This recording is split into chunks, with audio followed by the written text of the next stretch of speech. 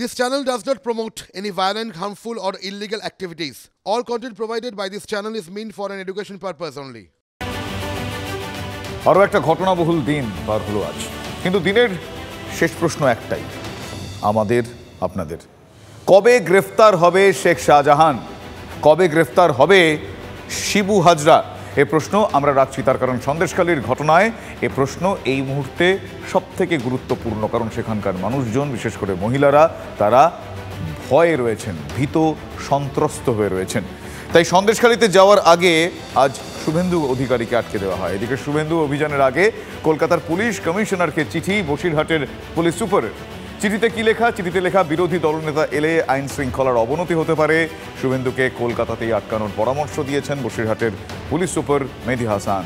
বসিরহাটে police সুপারের পাঠানো সেই চিঠির কপি কলকাতা পুলিশ বাহিনীকে দেখিয়ে তীব্র ক্ষোভ উগড়ে দিয়েছেন বিজেপির লিগ্যাল সেলের সদস্য তরুণজ্যোতি তিওয়ারি।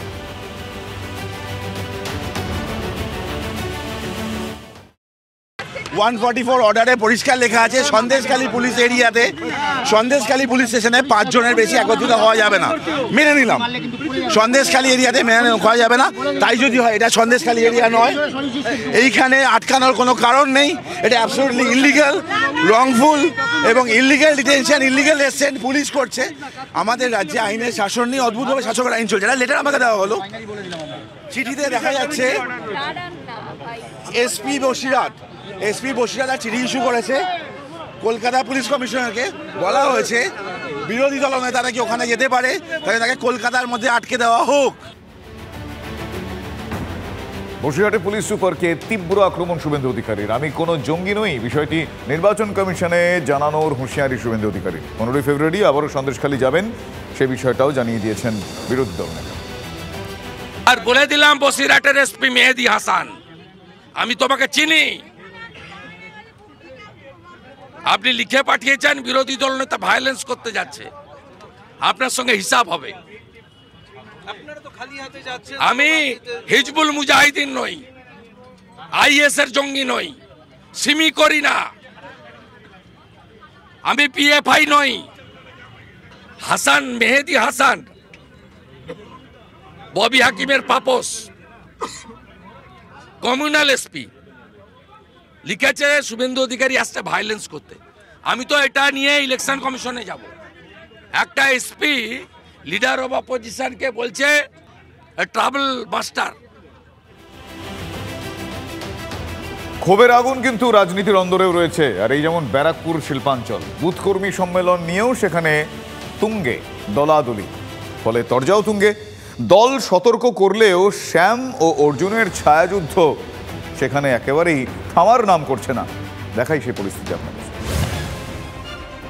দল সতর্ক করার পর থেকে মুখোমুখি কথার লড়াই খুব বেশি হচ্ছে না, কিন্তু ছায়াযুদ্ধ থামার নাম নেই। শ্যাম বনাম অর্জুন লড়াই চলছে তো চলছেই।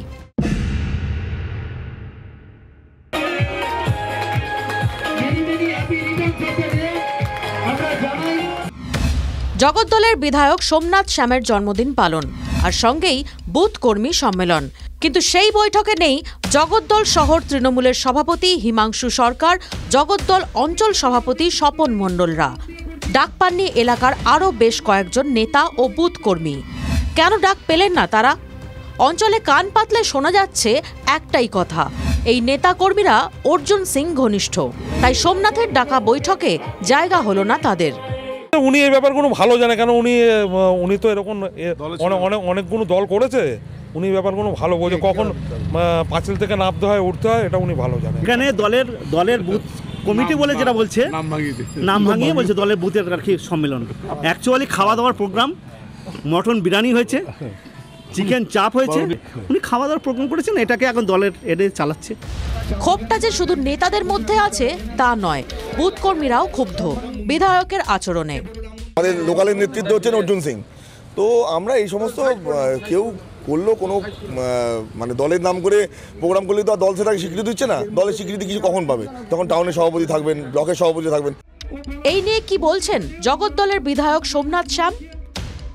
বুথ লেভেলের কর্মীদের ডেকেছি, সেখানে আমরা তাদের সংগঠিত করে আমরা এক জায়গায় করে সবাইকে বললাম যে আগামী দিনে কমিটিটা তৈরি করে আমাদের দিতে। নিশ্চয়ই এর পরের যে সম্মেলন হবে সেখানে আপনারা অনেককেই দেখতে পারবেন। লোকসভা ভোট দরজায় কড়া নাড়ছে। যদি ব্যারাকপুর কেন্দ্র থেকে অর্জুন সিং তৃণমূলের টিকিট পান, তাহলে সোমনাথ শ্যাম ও তার অনুরাগীরা কি রিজার্ভ বেঞ্চে বসে খেলা দেখবেন? কোন দল যে কোনোভাবেই থামার নাম নিচ্ছে না। জগদ্দল থেকে বিশ্বজিতের সঙ্গে অনন্ত চট্টোপাধ্যায়, TV9 বাংলা। অন্যদিকে আরও একটা পরিস্থিতি আপনাদের দেখাই। বারবার সতর্ক করা হয়েছে, তারপরেও জঙ্গলের গাছ কেটে রাস্তা তৈরির চেষ্টা তা থামেনি। বেসরকারি স্কুলের সেই চেষ্টা এবার সামনে চলে এসেছে। স্থানীয়দের থেকে অভিযোগ পেয়ে এলাকা থেকে আর্থ মুভার বাজেয়াপ্ত করেছে বন দফতর। প্রশ্ন উঠছে, বন দফতর একবার সতর্ক করার পরেও কার মদতে ওই বেসরকারি স্কুল আবারও রাস্তা তৈরির উদ্যোগ নিল, সাহস দেখালো?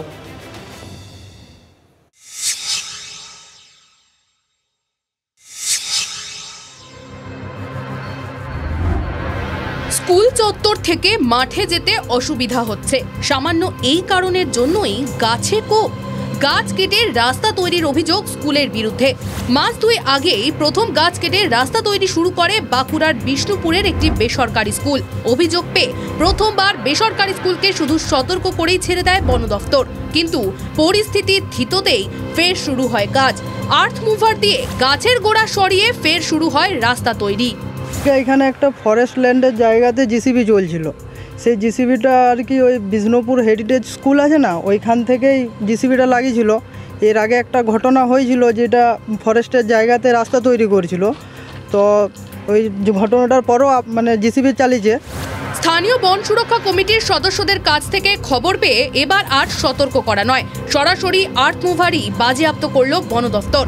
আর এখানেই প্রশ্ন তুলছেন স্থানীয় বাসিন্দা থেকে বন সুরক্ষা কমিটির সদস্যরা। বন দফতর একবার সতর্ক করার পরেও কিভাবে কাজ? কোন অদৃশ্য শক্তির মদতে ফের কাজ শুরুর সাহস দেখালো স্কুল? প্রথমবারই কেন স্কুলটিকে শুধু সতর্ক করে ছেড়ে দেয় বন দফতর? এই জায়গাতে আগে একটা গোলমাল হয়েছিল, তো এখানে পাশে একটা শ্মশান আছে, তো আমরা এটা মাপ জোপের জন্য বিএলআর সাহেবকে চিঠিও করেছি, আমাদের আধিকারিকরা চিঠিও করেছেন, এবং সেই ব্যাপারটা আমিও জানি, আমার এপিসির লোকরাও জানে, এপিসির লোককে নিয়ে আমি মিটিংও করেছি। আজকে দেখছি এই ভদ্রলোক হঠাৎ আমি খবর পেলাম আমার এপিসির থেকে যে বিডিবাবু আবার জেসিবি দিয়ে ফরেস্ট কাটছে আর রাস্তা তৈরি করছে। দিয়ে আমি সাথে সাথে এসেছি, একটা জেসিবি পেয়েছি এবং আমার স্টাফরাও আছেন এখানে, এপিসির লোকরাও সবাই আছেন, আমি জেসিবিটাকে সিজ করেছি। বন দফতর অবশ্য গোটা ঘটনা তদন্ত করে এবার বেসরকারি স্কুলের বিরুদ্ধে আইনগত ব্যবস্থা নেওয়ার হুঁশিয়ারি দিয়েছে। বাঁকুড়া থেকে হীরক মুখোপাধ্যায়ের রিপোর্ট, TV9 বাংলা।